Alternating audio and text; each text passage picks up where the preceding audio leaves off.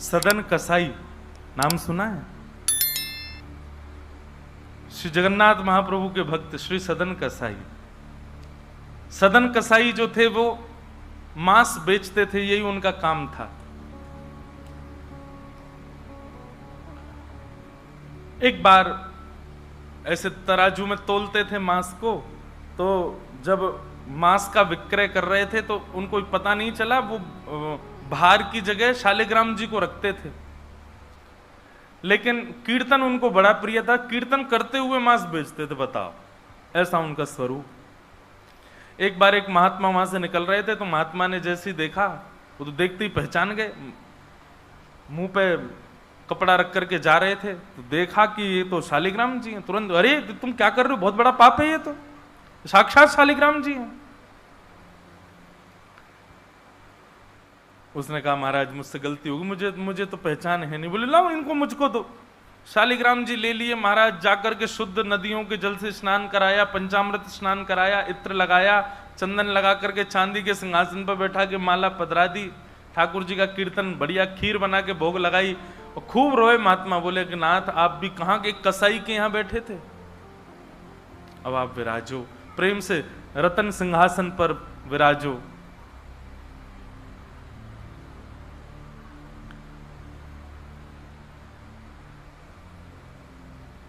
ठाकुर जी विराज गए। रात्रि को महात्मा के स्वप्न में आए, और स्वप्न में आकर के बोले सुनो, सुबह होते ही हमको ले जाओ और हमको वो सदन कसाई के पास छोड़ के आओ। महात्मा बोले, वहां प्रभु मांस बेचता है, वो आपको तोलता है, तोलने के लिए भार बना करके रखता है, आप उसके यहां क्या करेंगे? ठाकुर जी कह रहे हैं, हम जितना कह रहे हैं उतना करो बस। बोले, नाथ ये तो वेद विरुद्ध हो जाएगा, ये तो शास्त्र विरुद्ध हो जाएगा, मैं आपको कैसे वहां छोड़ के आ सकता हूं? आपको वहां क्या सुख मिल रहा है? वो शुद्ध नहीं, पवित्र नहीं, उसका स्थान अच्छा नहीं। मांस विक्रय करने वाला व्यक्ति, महापापी व्यक्ति, वहां क्यों जाना है आपको? ठाकुर जी बोले, कहीं पर हमको स्नान करने में सुख मिलता है, कहीं हमको सिंहासन पर बैठने में सुख मिलता है, कहीं भोजन करने में सुख मिलता है, कहीं माला पहनने में सुख मिलता है। सदन कसाई के हमको लुढ़कने में सुख मिलता है। उसके तराजू में जब वो तराजू से तोलता है तो हम इधर उधर लोटपोट होते हैं, हमको उसमें बहुत आनंद आता है, हमको छोड़ के आओ उसके पास ही। और वो मांस विक्रय करता है, चलो जो भी है, लेकिन जब उसके यहाँ तोला जाता है और वो तोलते समय हम लुढ़कते हैं तो वो कीर्तन गाता है, वो मुझे बहुत अच्छा लगता है, मुझे उसके पास छोड़ के आओ। न जाने कौन से गुण पर दयानिधि रीझ जाते। कभी कभी हमको ऐसा लगता है कि कुछ ना कुछ करते रहो बंधुओं, किसी से तो रीझ जाएंगे ठाकुर जी, कभी तो रीझेंगे, कभी तो उनको कोई ना कोई चीज तो भाएगी हमारी। इसलिए आशा मत छोड़ो, लगे रहो, कुछ ना कुछ करते रहो। पर एक बात, चतुराई से नहीं, जान करके नहीं, बिना जाने भोले बनकर, सहज बनकर के करते रहो। ना जाने किस भाव से रीझ जाए। सदन कसाई के पास महात्मा वापस आ गए और आकर के शालिग्राम जी देने। सदन कसाई बोले, नाथ यहां क्यों ले आए इनको दोबारा, यहां तो मांस बिकता हूं मैं, बहुत गंदा स्थान है ये। बोले, धरो इनको अपने पास ही। ठाकुर जी रात में स्वप्न में आकर के कह के गए कि उनको तुम्हारे संग ही रहना है।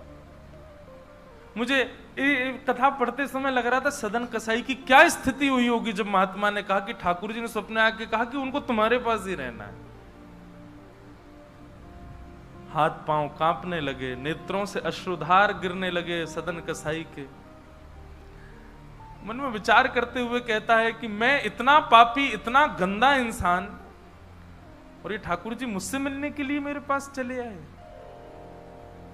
मैं इनके लिए इतना भी नहीं कर सकता कि ये दूषित काम ना करूं। ज्यादा से ज्यादा क्या होगा, भोजन ही तो नहीं मिलेगा मुझे, धन ही तो नहीं कमाऊंगा, लेकिन इससे बड़ा और धन क्या चाहिए कि ठाकुर जी मेरे से मिलने के लिए व्याकुल हो रहे हैं। उसी समय सदन कसाई ने अपनी दुकान बेच दी, सब काम बंद कर दिया, और बस अपने ठाकुर जी के लिए जीवन जीने लगा। आप मुझसे मिलने के लिए तड़प रहे थे, नाथ अब मैं तड़पूंगा आपसे मिलने के लिए, मैं आऊंगा आपसे मिलने के लिए। और निकल पड़े सदन कसाई जगन्नाथपुरी की ओर। पूछा लोगों से, कहां है पुरी? लोगों ने दिशा बता दी। बोले वहीं विराज रहे हैं जगत के नाथ, वहीं विराज रहे हैं साक्षात नंदन नंदन। एक बात बताएं बंधुओं, सतयुग, त्रेता, द्वापर, कलयुग, 4 युग हैं। सतयुग के पूज्य ठाकुर जी, अर्चनीय ठाकुर जी हैं श्री बद्रीनाथ भगवान। सतयुग के जितने भी लोग हैं उनकी मनोकामना पूर्ति हो, उनकी सिद्धि पूर्ति हो, उनकी अर्चना का केंद्र हो, उनकी साधना का केंद्र वो बद्रीनाथ ही है। इसलिए बद्रीनाथ जब जाते हैं तो वहां हमको सामान्य कलयुगी व्यक्ति वहां रुक नहीं पाता ज्यादा दिन। एक प्रैक्टिकल है, अगर आप बद्रीनाथ में ज्यादा टिक नहीं पा रहे हो तो इसका मतलब है कि आप पूर्ण रूपेण कलयुग ने आपको जकड़ रखा है। वो लोग बुरा ना माने जो लोग बेचारे नहीं रुक पाते वहां पे। भले ही चाहे कुछ हो, ऑक्सीजन कम हो जाएगी, ब्लड प्रेशर हाई हो जाएगा, सांस नहीं आएगी। और महाराज कई लोगों को मैंने देखा है, अपना अनुभव किया है, बद्रीनाथ जाते हैं कमरा में घुसे नहीं कि उनको पता नहीं क्या ऐसा हुआ पकड़ लेता, वो दर्शन तक नहीं जा पाते। वो बस एक ही रट लगाते हैं, हमको वापस भेजो, हमको वापस भेजो, हम रुक नहीं पाएंगे यहाँ पे। तो बद्रीनाथ जो है ये सतयुग का स्थान है, सतयुग का धाम है, सतयुग के लोगों का पूजा का अर्चना का केंद्र है। त्रेता का स्थान है श्रीरंगम और रामेश्वरम। श्री राम जी के अर्चनीय ठाकुर जी हैं श्री रंगनाथ भगवान, शेष शैया पर जो ऐसे पौड़े हैं। श्रीरंगम त्रिचिरापल्ली में, कावेरी के तट पर, वहां पर श्रीरंगम, ये त्रेता के ठाकुर जी हैं। और द्वापर का तीर्थ है द्वारिका, द्वारिकाधीश ये द्वापर के ठाकुर जी हैं। द्वापर के लोगों के अर्चना के और पूजा के, साधना के, मनोकामना पूर्ति के केंद्र के स्थान श्री द्वारिकाधीश। और कलयुग के अर्चनीय ठाकुर जी हैं श्री जगन्नाथ महाप्रभु, श्री जगन्नाथ महाप्रभु। इसलिए आपको कहीं कहीं कलयुग दिख जाएगा जगन्नाथपुरी में। चले जाओ बीच साइड पे, ऐसा लगेगा दूसरा गोवा है क्या, कहीं कहीं। क्यों? आपको कलयुग में जैसा स्वभाव का व्यक्ति होता है वैसे हर स्वभाव का व्यक्ति आपको जगन्नाथपुरी में जरूर मिलेगा। खाने पीने वाला भी मिल जाएगा, बाकी के सब व्यसन करने वाला भी आपको जगन्नाथपुरी में जरूर मिलेगा। और श्री जगन्नाथ महाप्रभु उन पर भी कृपा करते हैं क्योंकि कलयुग के ठाकुर जी। एक बार किसी के मन में संशय उत्पन्न हुआ कि जगन्नाथपुरी जैसे तीर्थ में, धाम में ये सब कैसे? ठाकुर जी बोले तुमको तो अभी दिख रहा है, आगामी समय में तो इससे भी बुरा हाल होने वाला है, मुझे तब भी कृपा करनी पड़ेगी। तो कलयुग के ठाकुर जी हैं महाप्रभु जगन्नाथ जी। सदन कसाई निकल पड़ा जगन्नाथपुरी की यात्रा पर। बस बार बार उसके मन में एक ही भावना आती है, आप मेरे से मिलने के लिए तड़पे थे, आप मेरे पास रहने के लिए तड़पे थे, मैं आऊंगा आपसे मिलने के लिए। और निकल पड़ा। कीर्तन की टोलियां जा रही हैं, वैष्णव जन नाचते गाते हुए जा रहे हैं। जैसे जैसे वैष्णवों की टोलियां और कीर्तन की टोलियां निकलती हुई देखे सदन कसाई, उसका मन हो कि मैं भी चला जाऊं। तो जो लोग पहचानते थे वो लोग कह देते थे, अरे कसाई है ये। तो सब लोग उसको कहते, भाई तुम हमसे दूर चलो, हमारी टोली में चलोगे, हमारे संग बैठ के खाओगे पियोगे, हम सब अपवित्र हो जाएंगे। जिस मार्ग पर सब लोग चल रहे हैं सदन कसाई उस मार्ग से उतर करके चल रहे हैं। कहीं मैं इस मार्ग पर चलूंगा, मेरे चलने से मार्ग अपवित्र हो जाएगा। और स्मरण कर रहे हैं महाप्रभु श्री जगन्नाथ जी का। चलते चलते बंधुओं, मुझे ऐसा लगता है आजकल तो ऐसे चित्र हो गए हैं, हम लोग कहीं भी दर्शन कर लेते हैं महाप्रभु जी का। उस काल की बात है जब चित्र भी नहीं होते थे, तो कई लोग तो पहली बार ही जगन्नाथ जी को देखते थे। कैसा स्थिति होती होगी उन लोगों की, कैसा भाव रहता होगा उन लोगों का। सदन कसाई चलते जा रहे हैं, एक मार्ग से उतर करके चल रहे हैं, निष्ठुर मार्ग पर चल रहे हैं और बस स्मरण कर रहे हैं श्री जगन्नाथ महाप्रभु का। चलते चलते चलते एक नगर में पहुंचे, रात्रि का समय हो गया, शाम का समय हो गया। तो एक भवन बना था, घर बना था, उसी के बाहर ही सदन कसाई बैठ गए। सदन कसाई का रूप बहुत सुंदर था। नेत्र, उनके केश, उनके मुख की आकृति, उनकी भुजाएं बहुत सुंदर थे। भले ही कसाई थे पर सुंदर थे। तो जिस भवन के बाहर बैठे, वहां भवन की अंदर एक गृहिणी वो निकल करके बाहर आई, और उसने जैसे ही सदन कसाई को देखा, उसका मन आ गया उन्हीं के ऊपर। शाम का समय, सदन कसाई को लोभ देने लगी और उसने इशारा करके कहा कि भीतर आ जाओ। तो सदन कसाई ने उसकी ओर देखा और उनके मन में तो बस जगन्नाथ जी बैठे हैं, कोई ऐसा भाव तो दूषित था नहीं। उन्होंने इशारा कर दिया, कुछ इशारा किया, और उस इशारे को उस कन्या ने, उस महिला ने ऐसा समझा कि मानो ये कहना चाह रहे हैं कि तुम भीतर जाके पहले अपने पति का वध करो, तब मैं रहूंगा तुम्हारे साथ। और बंधुओं एक बात बताएं, विषय जब माथे पर बहुत तीव्रता से चढ़ता है ना, वासना जब बहुत तीव्र चढ़ जाती है, तो व्यक्ति ये भी विचार नहीं करता मैं क्या कर रहा हूं। वो कितनी भी कथाएं सुन रहा हो, कितनी भी कथाओं में जा रहा हो, पर विषय जब उसके हृदय में होता है तो वो बिल्कुल विवेक शून्य हो जाता है।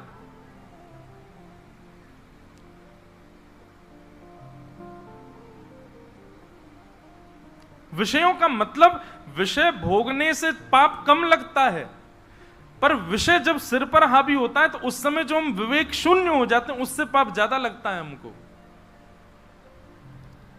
विषय हावी हो गया उस माता के, भीतर जाके उसने अपने पति का वध कर दिया, मार दिया।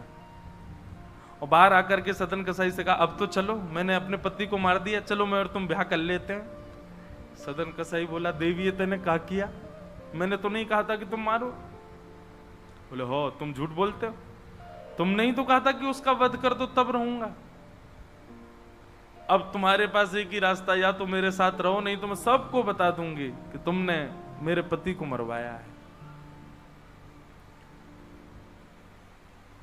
पर जिनके हृदय में श्री ठाकुर जी विराजमान है, उनको अन्य किसी के लोभ की इच्छा नहीं होती।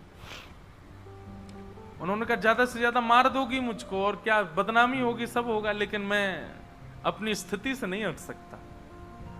और उन्होंने अस्वीकार किया। और हुआ वही, उसने हल्ला मचा करके सबको इकट्ठा कर दिया, मेरे पति को इसने मरवा दिया और ये आदि आदि सब कर दिया। सदन कसाई को बंदी बना करके राजा के सामने प्रकट कर दिया। सब लोग आगे खिसक जाओ थोड़े थोड़े, पर कथा सुनना मत छोड़ो, कथा सुनते सुनते खिसक आओ।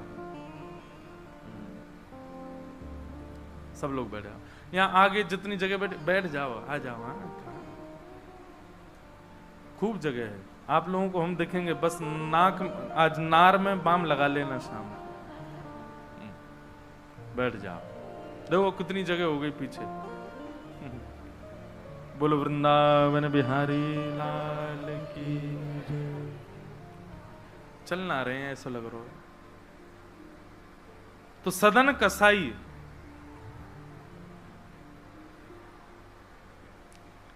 उसने, देखो ये बात करने को किसने कहा आपसे, आपस में बात नहीं करो, इधर देखो सब लोग, कथा सुनो, बस खिसक के बैठ जाओ चुपचाप। श्री जगन्नाथ महाप्रभु की। तो सदन कसाई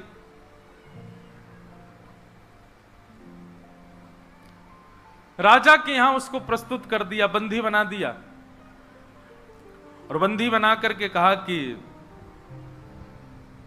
आप स्वीकार करते हैं कि आपने ये अपराध किया है इनके पति को मारने का। सदन कसाई कुछ नहीं बोला। बोले, क्योंकि पक्ष तो पूरा उन्हीं की तरफ जाने वाला, मैं कितना भी मना करूं, मैं सफाई क्या दूंगा, मैं कैसे प्रस्तुत करूंगा, मैं विवाद कैसे करूंगा। वैष्णव का स्वरूप होता विवाद में नहीं पड़ता। वो चुपचाप खड़े रहे, बस मुस्कुराते रहे। बोले, अब सत्य तो ठाकुर जी जानते हैं, मैं अब आपको कैसे बताऊं कि मैंने नहीं किया। मैं कहूं कि मैंने नहीं किया तो मेरे पास कोई प्रमाण नहीं है ना देने का कि मैंने नहीं किया। और प्रमाण देने के लिए, इकट्ठा करने के लिए, इतने प्रपंच में पढ़ने के लिए मैं नहीं निकला हूं। मैं तो जगन्नाथ जी से मिलने के लिए। आपको जो दंड देना है, बस मृत्यु दंड मत देना, बाकी जो दंड देना है दे दो, मुझे जगन्नाथ जी का दर्शन करना है।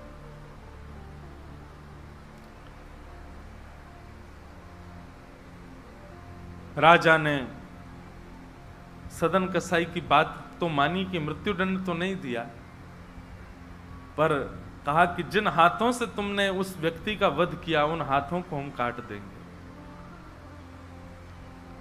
सदन कसाई बोले मैंने एक बार एक कथा में सुना है कि श्री जगन्नाथ जी की भी भुजा नहीं है, लो काट दो। जैसे मेरे स्वामी वैसा मैं, और अपनी दोनों भुजाएं आगे कर दी।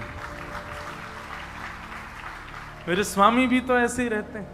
अच्छा, एक बार की बात है, गोस्वामी तुलसीदास जी दर्शन करने गए जगन्नाथ जी का, और जैसे ही जगन्नाथ जी को देखा तुरंत नेत्र बंद कर लिए। बोले राम राम राम राम जी, मैंने क्या देख लिया। तुरंत बाहर निकल करके आए, भागे मंदिर से दूर। किसी ने रोका, बोले क्या हो गया गोस्वामी जी? बोले ये मेरे ठाकुर जी हैं ही नहीं। कैसे ठाकुर जी? इनकी तो आंख पिघल गई, मुख पिघल गया, हाथ पिघल गए, पैर है नहीं, ये मेरे ठाकुर जी कैसे? मैं तो अभी रात में तो कहीं नहीं जा सकता, पर सुबह होते ही चला जाऊंगा, मैं जीवन में कभी नहीं आऊंगा। इतने ज्यादा भयभीत हो गए। रात्रि में गोस्वामी जी जैसे ही सोए तो महाप्रभु जगन्नाथ जी उनके स्वप्न में आए, धनुष बाण हाथ में लेकर के राघवेंद्र सरकार प्रकट हो गए। बोले भगवान, ये मैंने आपका कैसा दर्शन किया? आपकी भुजा नहीं है, आपके चरण नहीं है, आपके कान नहीं है, आपका मुख पिघला हुआ, नेत्र ऐसे बड़े बड़े, ये ऐसा रूप क्यों है आपका? बोले तुम्हारी वजह से है। गोस्वामी जी बोले मेरी वजह से? बोले हाँ, तुमने मानस जी में लिखा है, बिन पग चलहि सुनहि बिन काना। वो बिना पैर के चलता है परमात्मा, बिना कानों के सुनता है।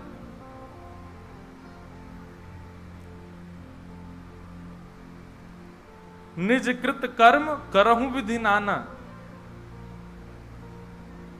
बिना हस्त कमल के कई सारे काम कर देता है।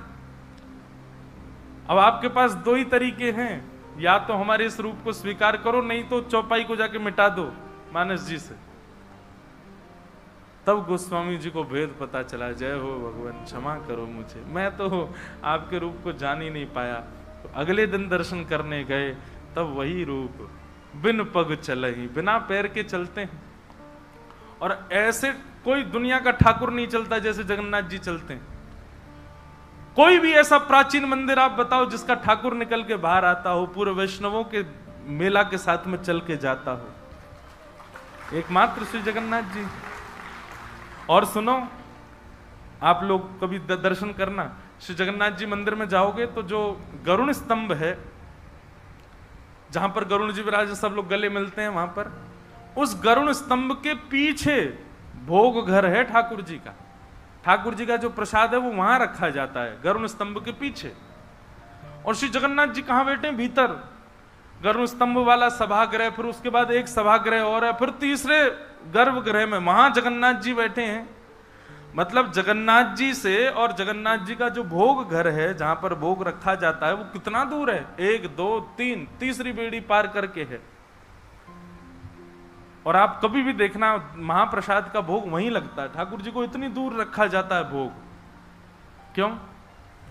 बोले महाप्रसाद रखने के बाद में, और मंदिर जब बंद हो जाता है थोड़ी बहुत देर के लिए, हम खुला भी रहे, वैष्णव दर्शन करें, भोग घर का किवाड़ खोल देते हैं। इतनी दूर से ठाकुर जी कैसे भोग लगाते हैं?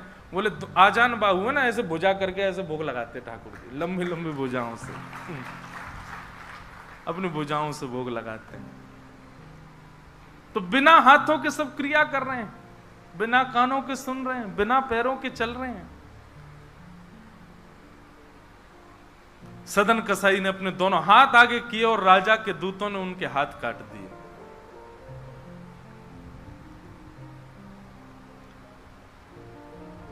पीड़ा में नहीं है, प्रसन्नता में है। आंसू तो निकल रहे हैं नेत्रों से, पर प्रसन्नता के आंसू हैं कि नाथ आपने किसी रूप में तो मुझे स्वीकार किया। चलते जा रहे हैं, रक्त बह रहा है दोनों तरफ से। बस रास्ते में एक ही प्रार्थना कर रहे हैं, नाथ है तो ये शरीर ही, और यही माध्यम है मुझे आपके दर्शन का। इसमें जो ये पीड़ा हुई है, जो रक्त संचार हो रहा, रक्त जो निकल रहा है, बस इससे केवल ठाकुर जी इतना रक्त बचने देना भीतर कि मैं जगन्नाथपुरी पहुंच जाऊं, आपका दर्शन कर लूं, उससे पहले मेरे प्राण ना निकल जाए। और चलते जा रहे हैं। ऐसी लगन हमको कभी नहीं लग सकती बंधुओं, इस जन्म में तो नहीं लग सकती। हम लोग केवल बड़ी बड़ी बातें कर सकते हैं, बड़ी बड़ी बातें सुन सकते हैं, ऐसे प्रेमी हम जगन्नाथ जी के कभी नहीं बन सकते।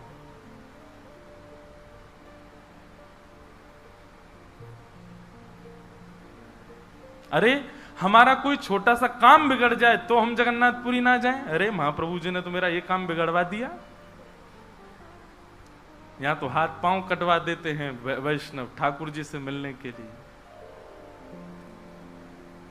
सदन कसाई जैसे ही श्री क्षेत्र में उन्होंने प्रवेश किया, और जैसे ही प्रवेश किया ब्रह्म वेदी पर श्री जगन्नाथ जी झूमने लगे। पुजारियों ने जाकर के कहा, महाप्रभु जी आज्ञा करें, आप इतने प्रसन्न क्यों हैं? बोले मेरा एक भक्त आया है, वो बेचारा बहुत कष्ट में है, आप लोग तुरंत पालकी लेकर के जाइए और उसको लेकर के आइए यहां पर।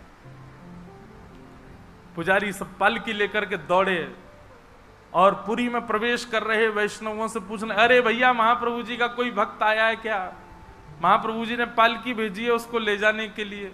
महाप्रभु जी आज बड़े प्रसन्न हैं, उनका कोई परम वैष्णव भक्त आया है। तो सदन कसाई ने जैसे ये बात सुनी कि पुजारी हल्ला कर रहे हैं, कोई बहुत बड़ा भक्त आया है, महाप्रभु जी ने उसके लिए पालकी भेजी, तो सदन कसाई इतने खुश हो गए, बोले आज ठाकुर जी के दर्शन तो होंगे, उनके एक प्रिय भक्त के भी दर्शन हो जाएंगे, कितना मेरा सौभाग्य होगा। और रही बात, मैं तो बहुत बड़ा पापी हूं, मैं तो रास्ता भर यही सोचता आ रहा था कि मैंने इतना पाप किया, इतना मांस बेचा है जानवरों का, महाप्रभु जी पता नहीं मुझसे नाराज होंगे, पर आज लगता है कोई परम वैष्णव भक्त आया तो महाप्रभु जी का मूड बढ़िया होगा, आज प्रसन्न होंगे। तो प्रसन्न मुद्रा में ठाकुर जी बैठे होंगे, तब मैं दर्शन करूंगा तो मेरे सारे अपराधों को क्षमा कर देंगे।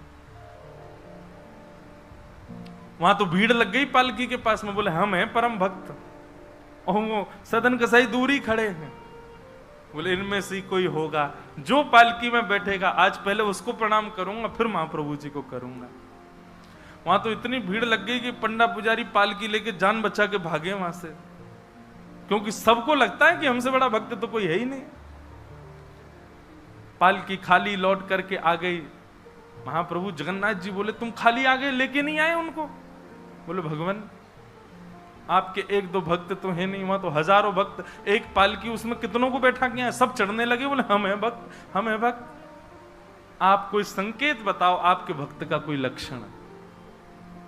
श्री जगन्नाथ प्रभु के नेत्रों सजल हो गए, बोले मेरी तरह उसके भी हाथ नहीं है, जो आया है वही है मेरा भक्त, उसको लेके आओ।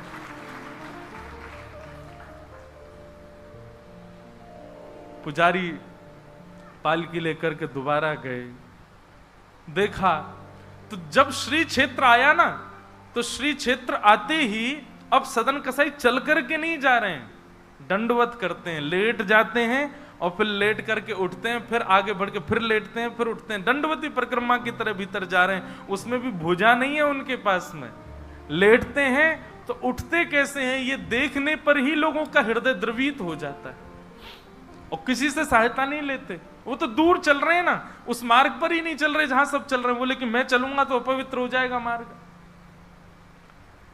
एक सर्प के भांति जैसे रिगड़ के सर्प चलता है, ऐसे सदन कसाई आगे बढ़ रहे हैं, और प्रसन्न मुद्रा में मैं महाप्रभु जी से आज मिलूंगा। पुजारियों ने जाकर के जब उनकी स्थिति को देखा, कोई अपने नेत्रों के आंसुओं को रोक नहीं पाया। बार बार महाप्रभु जगन्नाथ जी को प्रणाम करें, कितने दयालु हैं नाथ, कितने कृपालु हैं आप। सदन कसाई को जाकर के पुजारियों ने उठाया, बोले चलो महाप्रभु जी ने तुम्हारे लिए पालकी भेजी। सदन कसाई बोले आपको कोई गलत सूचना मिल गई, मैं नहीं हूं वो भक्त जो इसमें। बोले नहीं तुम ही हो, ठाकुर जी ने आज्ञा करके भेजा है। सदन कसाई बोले अगर मैं पालकी में बैठा तो मेरे अभी प्राण निकल जाएंगे, आप सबसे प्रार्थना है मेरी, मैं महाप्रभु जी की आज्ञा स्वीकार करता हूं मैं आपके संग चल दूंगा, लेकिन पालकी में नहीं बैठ सकता। चलने लगे। बस इसी बात से प्रसन्न है कि महाप्रभु जी ने मुझे स्वीकार तो किया। और जैसे ही सिंह द्वार पर पहुंचे और दंडवत करते ही जैसे ही श्री पतित पावन भगवान, सिंह द्वार पर ही श्री पतित पावन भगवान है, बाहर ही उनका दर्शन हो जाता है। उनको देखा, देखते ही बोले ये पतित पावन भगवान है, श्री जगन्नाथ जी के ही समरूप हैं। पहले इनका दर्शन करते हैं, फिर जगन्नाथ जी का दर्शन होता है। जैसे ही दंडवत किया, अभी तक तो उनको ग्लानि नहीं थी कि मेरे हाथ नहीं है, पर अब दंडवत करते समय उनको तनिक एक ग्लानि से हुई, काश मेरे हाथ होते तो मैं भी ऐसे दंडवत करता, दोनों भुजाएं आगे कर लेता। और इस भाव से जैसे जो शेष भुजा थे थोड़े से, उनको आगे करके रुदन करने लगे सदन कसाई। इतने में ही उनके भुजा निकल करके आ गई और ठाकुर जी ने भुजा प्रदान करके उनके दंडवत को स्वीकार किया। श्री जगन्नाथ महाप्रभु की। ऐसे महाबाहो, ऐसे हमारे महाप्रभु श्री जगन्नाथ, वो ये विचार नहीं करते हैं कि आप कौन हो, क्या